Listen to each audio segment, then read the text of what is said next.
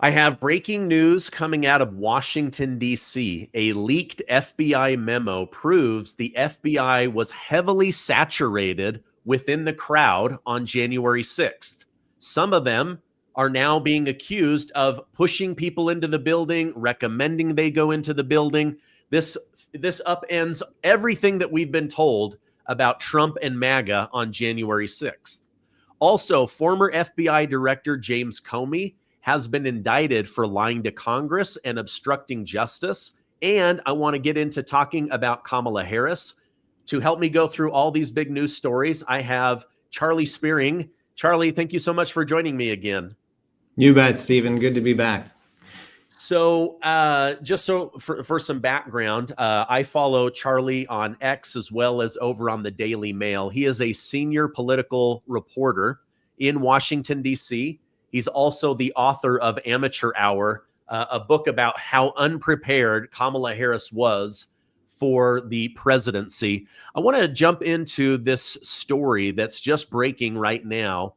A leaked memo from the FBI reveals that 274 agents in plain clothing or with MAGA hats, MAGA beanies were there in the Capitol. This leaked because they are saying that they were unprepared for what would happen on that day. Now people are coming forward saying, I recognize them. They were telling us to go into the Capitol. They were telling us to be violent, to fight for our country. What are your thoughts on this? This kind of flies in the face of everything we've been told, that Donald Trump planned this, that the Proud Boys were behind this, that MAGA are evil people that broke into the Capitol. Now we're finding the FBI had saturated the Capitol grounds. Your thoughts on this breaking story? Well, it's fascinating, Stephen, what, kind of stuff gets leaked out of the FBI now, especially now that, you have Kash Patel and Republicans basically in charge of the agency. It shows just a complete reversal of the way things are framed, especially when it has to do with January 6th. And, props to Congress for really drilling down on this investigation, not just sweeping it under the rug. Look, a lot of people want to downplay what happened on January 6th, but a lot of people want to get more to the story. They feel like there's always more questions to be asked, always more details to be found. In this news, that there actually was a significant plainclothes presence either during the rally or afterwards suggests that there is another side, just as the president and his allies have been saying for years. Look, the January 6th argument was used during the Biden administration to suggest that Trump supporters were the ones that were dangerous, were inspiring political violence, were a threat to democracy. What a strange situation that we're now in when the shoe's on the other foot. You don't hear too many Democrats complaining about left-wing violence and the left-wing, politically motivated left-wing violence, because now they're faced with the same situation. Yeah. I don't know that we would have ever got this information, but I'm sure many in my audience feel like, okay, wait a minute. We were gaslit, made to feel crazy that we were the bad people for the way that we voted. And now it comes out. I mean, I remember breaking a story on my news show. I can't remember how long ago, but there was also an internal memo where the FBI was saying, hey, there was so many people there that we don't have everybody for like tracking time and equipment and overtime and stuff. And they asked them to self-identify. Then David Horowitz, the inspector general, he put out saying, we're not allowed to release this full report before the election, but I can tell you that there was probably about 20 FBI people there, but they were not involved. Now you fast forward, it's more than 10 times that, 274. I mean, if I was one of the 1,500 people that had been rounded up, and I know some of them were violent. To me, it was a horrifying day. I hated covering that in the news, but I also know that almost 85% of those people, they just walked into the Capitol. I mean, there were grandmas that, they walked in, they said, we were kind of ushered in. There was like a red carpet. People looked around. Once people got in, most of them were not violent. Tucker Carlson kind of blew this story wide open. I don't know. I feel like, one, I'm grateful that we're seeing the truth, but two, this feels kind of sneaky because maybe you reported on this or maybe you didn't, but how many times did Christopher Wray say under oath to Congress, the FBI did not play a part in this, but because there's an open investigation, I can't tell the details? Right. And that's this new memo is just one piece of the overall investigation. And it's like you said, if it wasn't for Trump's, winning the presidential election in 2024, a lot of this would still be under wraps. And a lot of this would still be, framed that way, that it's Trump supporters that are violent and dangerous to democracy. And that's why you got to reelect Democrats. That was very much their focal point going into the election, certainly through the midterm elections, and as much political clout as they could get from the January 6th nightmare. They used every scrap of it. Now to see it kind of falling apart is significant because it shows that, that these agencies and the Democrats and the people in charge have wield a lot of power in how certain incidents are framed. Yeah, that framing is really interesting. We're also dealing with this same idea of framing right now. Former FBI Director James Comey has been indicted in Virginia. A grand jury was impaneled to review 3 areas of criminality. They decided to move forward with 2. Let me know what your thoughts are on this situation. I know you've been tracking it and writing it, and then I want to show James Comey's response to President Trump. Yeah, once again, Stephen, this is just incredible that this is taking place. We saw how powerful Comey and the people within the entire law enforcement administration had effectively weaponized that entire system to go against President Donald Trump during his first term. And, it honestly crippled his first term. Put through, a lot of Trump supporters will point to the human costs. Look at all the Trump officials who were dragged out in front of, testimony and repeated interviews from the FBI and repeated a very lengthy and exhausting process, millions of dollars spent on lawyers to sort of prepare them for these things. It's really incredible when you look at the devastation that was caused and you look at the level of revenge that Trump and his people want to have against Comey. Look, as soon as Comey was fired, it was very obvious that he became very political. And, as soon as Biden won, Comey personally wanted to see President Trump in jail. Frequently advocated for that. And maybe that wasn't the best choice of words, but it certainly showed the level of which, the law enforcement community wanted to stop Donald Trump from returning to the executive office where he would be in charge of their organizations once again, because they would have to face severe accountability. Yeah. I remember reading that just Eric and Don Jr. were subpoenaed individually hundreds of times. I mean, they just kept dragging them in over and over again, trying to financially bankrupt them with legal fees and exhaust them, put them through all kinds of stress. So I'm reading here from the article that you put out that the 2 felony charges are false statements, lying under oath to Congress, and then obstructing justice in a congressional proceeding. Each of these, it looks like, carries 5 years. Where do you see this going from here? Because obviously left-leaning media, they're taking the Jimmy Kimmel approach. Oh, this is Trump's revenge. This is Trump. And,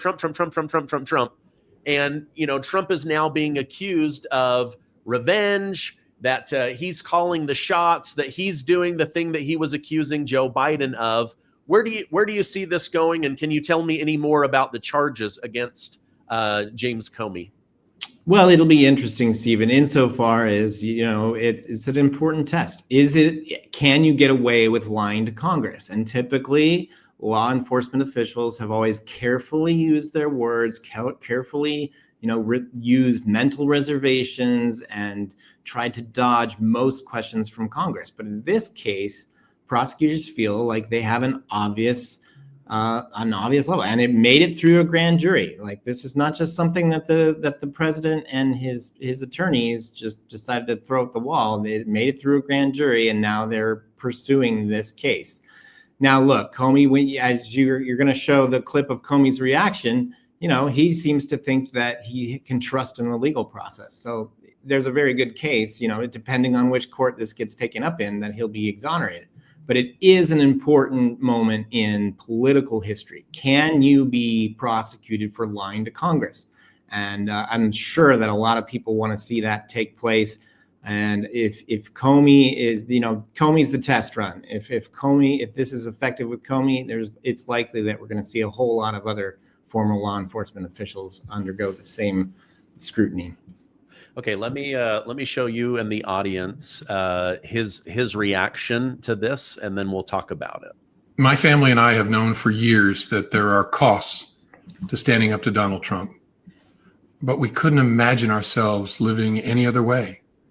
We will not live on our knees, and you shouldn't either. Somebody that I love dearly recently said that fear is the tool of a tyrant, and she's right. But I'm not afraid, and I hope you're not either. I hope instead you are engaged, you are paying attention, and you will vote like your beloved country depends upon it, which it does. My heart is broken for the Department of Justice, but I have great confidence in the federal judicial system, and I'm innocent. So let's have a trial and keep the faith. Okay, your thoughts on this? Well, let me say this. I can't tell if this is like posturing. Oh, I'm not afraid. He's obviously going to lawyer up. But I can't tell whether this is him like trying to immediately let the public know I'm innocent, be on my side. Is this a clarion call to Democrats to back him with everything we've got, defend me against Trump? What is your reaction to his video there? Gosh, Stephen, it reads, you view it almost as like a campaign ad. He directly calls people to go to the polls and vote. Is he running for Congress? Maybe he will after this legal process. He's clearly is. It's more than just a legal case in this case. It's about, his sole uniform opposition to President Donald Trump. He's, using this moment to speak his message, really trying to portray himself as one of the lone lawman who continues to stand up to Trump despite the consequences. But look, he's just been doing these kind of videos for a long time now, sort of the melodramatic, self-important videos. Certainly don't ring true, especially, anytime he starts waxing on about how, under Trump, that the Department of Justice has been politicized. And look, obviously the left has a reason to be afraid, but when it comes to the right and Trump supporters, they see this as, hey, you started this. This is just, you're facing the consequences of your actions. And, obviously there's a lot of, establishment forces, law enforcement forces, don't like this moment. They didn't like it when Comey was fired. It was unprecedented. But once they learned what he was doing behind the scenes, they realized this is what happens when you start politicizing justice. And so, yeah, no surprise there that Trump officials are, Trump supporters are really excited to see this take place. And we'll see what happens in court. At any rate, he'll have to answer for a lot of things that he did. And I think a lot of people are looking forward to it. Yeah, I mean, everybody deserves their day in court. I want to put something up on the screen here. This is from Catherine Herridge, a reporter. And she kind of says something like you said, like this is kind of a test run, but she said, based on my 2 decades of covering FBI and the Justice Department, a thin indictment suggests a holding charge with the potential of a more complex superseding indictment that adds more charges. This is not only possible, but plausible in Comey's case, based on the recently classified FBI leak investigation via Kash Patel, codenamed Arctic Haze. The Arctic Haze record reveals several FBI senior leaders and Columbia law professor Daniel Richman said they coordinated media leaks at Comey's direction. So she's kind of also saying where, maybe these are thin charges, right? But they had to bring them by September 30th, or else they were going to hit that 5-year mark and it would be the statute of limitation. So she's kind of saying maybe they're putting forward what they could now, but they're about to add a bunch of charges. But this starts the process, the legal process of them being able to do discovery and start digging it. Your thoughts on Catherine Herridge's words there? Yeah, that's so insightful from a Herridge, who's, as everyone knows, is a thoroughly detailed, very competent reporter. So that is interesting to know that there's more coming. And so Comey and his cronies should not be sitting easy thinking that he can just sail through the process. So this is one that's going to gobble up some of the headlines. Obviously, it wasn't the best look to have Trump sort of demand prosecution of him just a couple days beforehand. I think White House lawyers would have rather he not have said anything about this case before it came down. But in the president's defense, maybe that's what it took to actually move this case forward. So, but undeniably, this is going to bring everything back into focus and look at just how politically motivated the prosecution was. That turned out to be nothing. Now, look, if this case against Comey turns out to be nothing as well, then the Trump officials are going to have to answer a lot of questions on why they even brought it to the trial in the first place. So it's definitely risky, but definitely one that the president's supporters want to see. Yeah. I'll bet you 90% of what Donald Trump says, his lawyers wish that he wouldn't say, right? Like from everybody that I've interviewed over the last 5 years, he says whatever he wants. He doesn't really put together a committee of what he should or shouldn't say. He definitely just moves forward. At the same time, you pointed out something, Charlie, that is really, really important. President Trump didn't bring this case or push this forward. This was a grand jury of James Comey's peers. That's how the Justice Department works, right? Like a president can shine light on something, do a tweet or a truth social. Joe Biden did this all the time. At the end of the day, a jury of peers decided, hey, there were 3 accusations. 2 of them are warranted. We're going to move forward with an indictment. And they did that before they ran out of time. But I think Catherine Herridge is onto something. I think that we're going to see this become something much bigger. Let me ask you about this. So I met you because you wrote this book, Amateur Hour, about how unprepared Kamala Harris is for any kind of major leadership. Now she's going out on the road for her book tour. Many people are saying, why are you going on tour to literally talk about losing over and over again to Donald Trump? I'm curious, with everything that you've read, is this something that the Democrat Party is looking forward to? Like they're going to embrace this, use it as an opportunity to campaign, rebuild voter confidence in the Democrat idea? Or are they actually bracing for impact as she tours the country representing their struggling brand? Well, it's interesting, Stephen, because just as the party was ready to sort of move on, but beyond like they're hand-wringing over Joe Biden, why do we let him run? Why do we leave it up to him? Just as they're starting to get over that and get ready for the midterms, Kamala Harris comes sailing in like, let's do it all again. But let's do it from my point of view. This is a clear case, and she's even said it on camera that she wants to rewrite history from her perspective to explain why she lost the election. And her biggest argument, it's in the title of the book, 107 days. That's her argument, is that I didn't have enough time to win the election. I could have won if Biden had just dropped out earlier, but don't blame me, because I couldn't say or do anything, even though I was number 2 in the job. It's a very difficult argument to make. I think most people know that, she started off hot. She was high in the polls. She did very well.